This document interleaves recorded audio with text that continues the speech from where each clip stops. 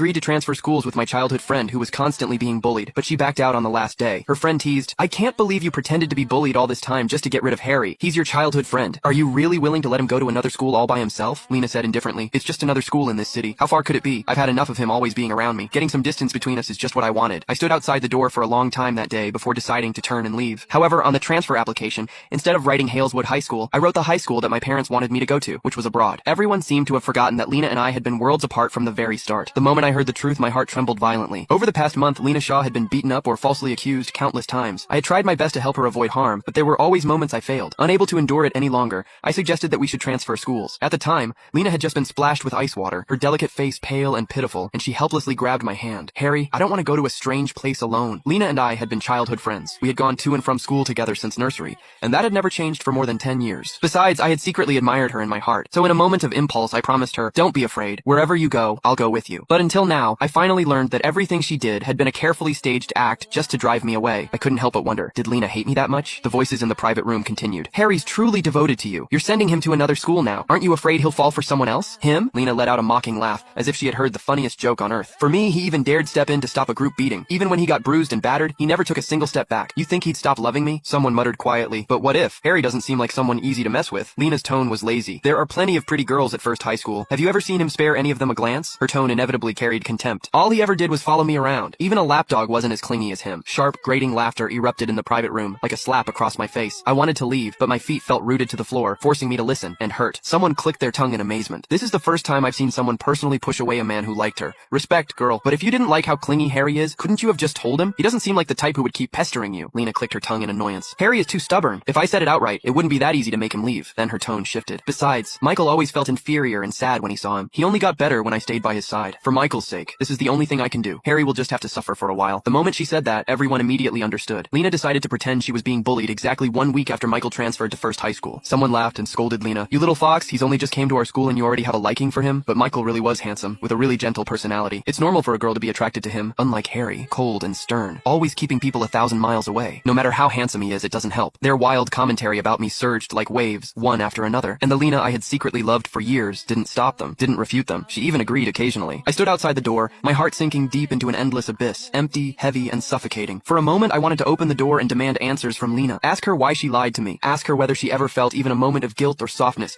watching me get beaten while protecting her. Ask her if she ever thought about our more than 10 years of friendship before doing all this. But in the end, my mother's voice echoed in my ears. "Don't do unnecessary things. A person wouldn't change overnight." I turned around and left that private room. Thin, continuous pain registered belatedly. Originally, I would not have been so upset. I told myself it was just a betrayal.